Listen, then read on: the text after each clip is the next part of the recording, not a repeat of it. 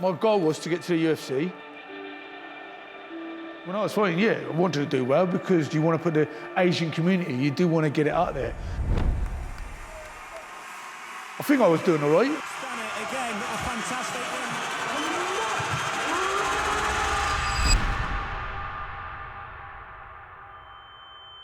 Beautiful body shot.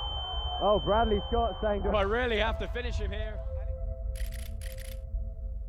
Something could happen, you can have an accident, you know, on a night out or in a car or something, and then, you know, it's mad how everything just comes to a halt.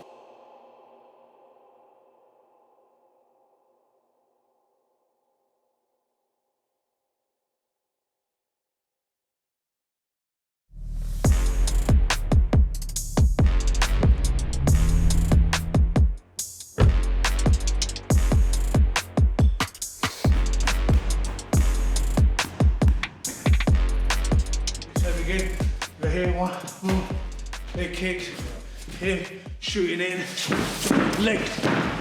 When I was younger, I'd done boxing, I had to go ninjutsu, kickboxing.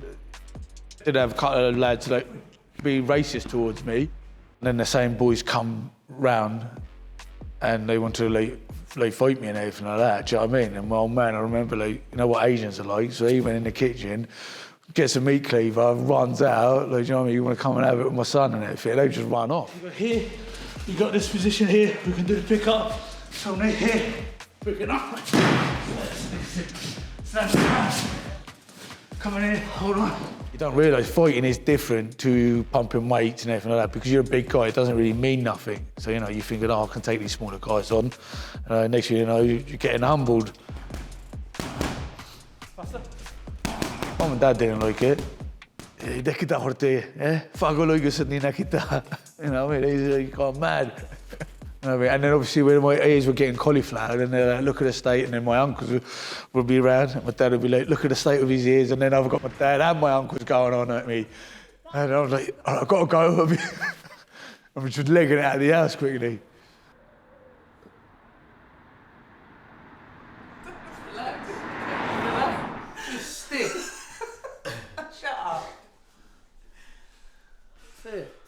I've been with Kel 22 years this year. Kel's been really good, she's really supportive. Like, yeah, at that time, I was working, I wasn't earning a lot of money, so I was working the doors. We had Izzy, so she was working full time, then went on maternity, wanted to go back, they wanted to take her back. But, you know, people coming around, you need to be paying the mortgage, you know, other debts were mounting up. We're going to be on the streets with a baby. So she was like, oh, do what you got to do, Mark, you know. And then that's when actually I did pursue a little bit, saying, bro, could we get a fight? And then I was like, oh, bro, can you just find me some fights because I need to earn some more money. Mok Rahman, fighting out of South Coast Submissions, local lad from Portsmouth. So yeah, I was like, bro, right, I don't care who I fight, you just fight, I don't care who it is, I just fight anyone. In the blue corner. So Mok Rahman in the, I don't know what to describe those shorts as. Style shorts. And Griffin, in the plain black shorts. And he's straight down. Getting big punches there. This ground and pound is heavy. He's Russia's not doing anything. That's it. Mok's done it again. A fantastic win there from the South Coast Mission fighter. Ryan Adams helping his... Yeah, I'm getting there, I'm doing well, and I mean, I can't lose, I'm not going to lose. Nice face now. Come on, Mok! I can see a stoppage in this. Big shots, that's it. Game over. Another win.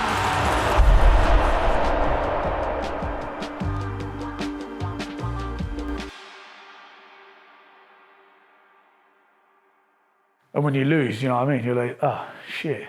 So you sort of come crashing down to like reality, a little bit down to earth, don't you, as well?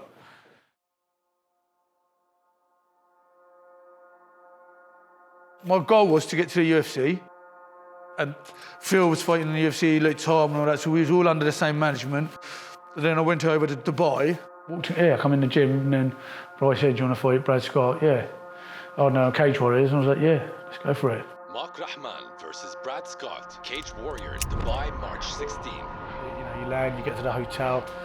It was a lot more of a big scale. From normal shows and all that to a big scale, like you're flying to another country. It's a lot. It feels like a lot of pressure, doesn't it? And then, you know, when it's been streamed around the world as well, live. With Mok Rahman in the Thai/kickboxing black satin shorts. So for Brad Scott, he made it into the UFC. We ended up getting a fight of the night for that.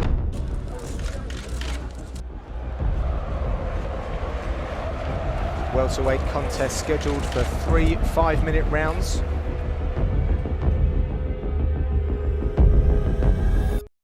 What the fuck am I doing?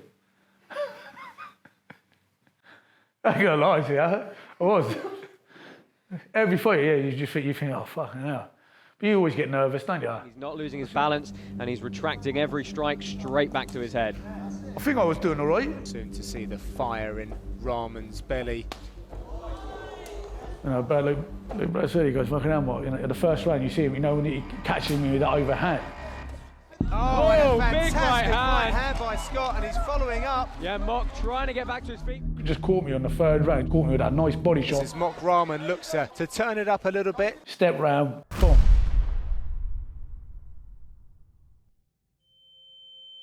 Beautiful body shot. Oh, Bradley Scott saying, do I really have to finish him here? And he does, and he steps up and steps onto Mok Rahman and gets the TKO finish.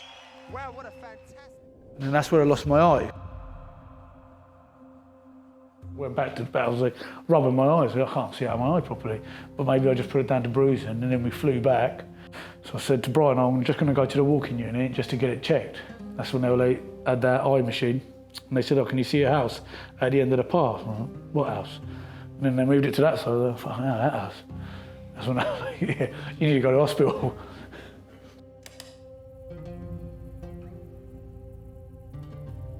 So to the retina in the eye, and then we've just been constant pressure. You know what I mean?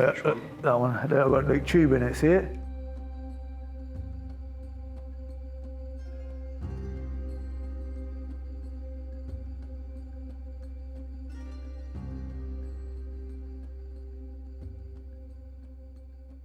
That's what happens, isn't it? Sometimes life just, you think you're doing all right, and then something hits you, and it just comes to a halt, doesn't it? And then you have to change the path, don't you? So just deal with it. And then How easy was it to rebuild, to deal with it? It wasn't.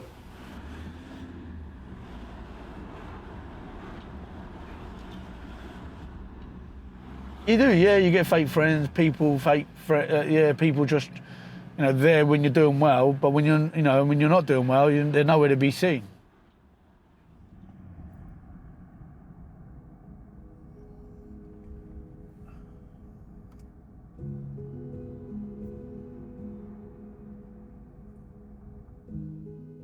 Started drinking, going out, doing drugs and shit like that.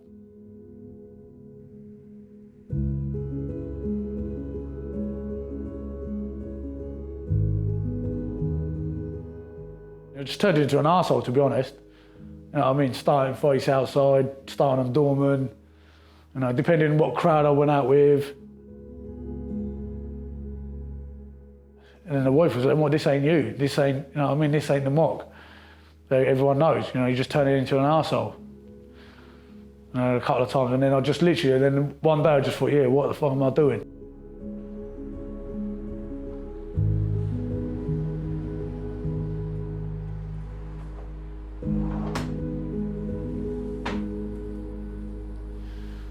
No.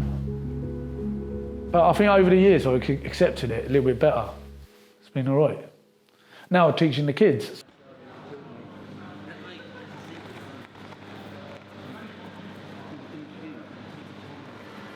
Good work, nice Macaulay. And again, work that body as well. Them three there. There's another lad called Travis that comes down. They're really eager as well, you know what I mean? So they're from Travis is 12 or 10, and then they're like 13, 14. But yeah, they're good lads. they put the work in as well, you know. So enjoy it, you know. I think when you come to the end of your career and you're still training to do what you can, it's nice to help others, you know what I mean? Sort of carry on. And the martial arts teaches respect as well, doesn't it? Because it's the wrestling that fatigues your arms. That's the wrestling. But other than that, it's really good. You both look good though. It's horrible when you're on bottom. Yeah. Yeah, when you're getting beat on the bottom, yeah. It's never nice to be on the bottom. Especially when you've got like 4 minutes left of the fight and you're like, oh, that's a long time. Do you know what I mean? Yeah. So what we've got in that time, well, yeah, nothing from me. If they do well, you know, it's nice. Yeah. Or even helping them through life, you know. I don't say I'm the wisest or anything like that, but sometimes, you know what I mean? If you can be there for someone and help them.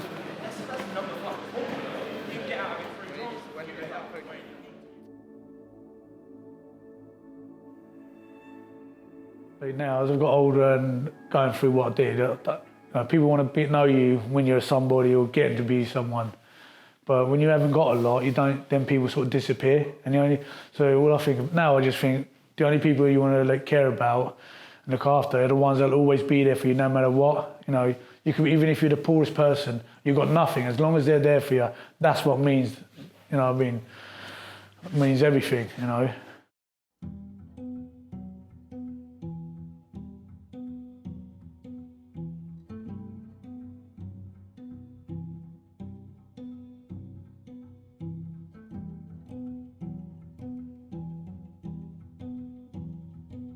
People say, oh, do you regret, you know, fighting and losing your eyes? No, because that could have happened anything.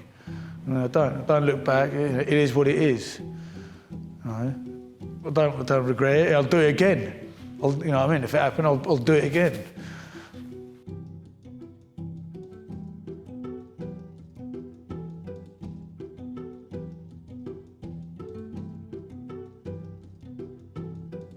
I don't really care about what other people think of me and what's what. As long as my kids think I was a good dad and they love me, and that's it. That's all I care about. It's your legacy, that, isn't it? That's my legacy, yeah. My kids love me and that's it.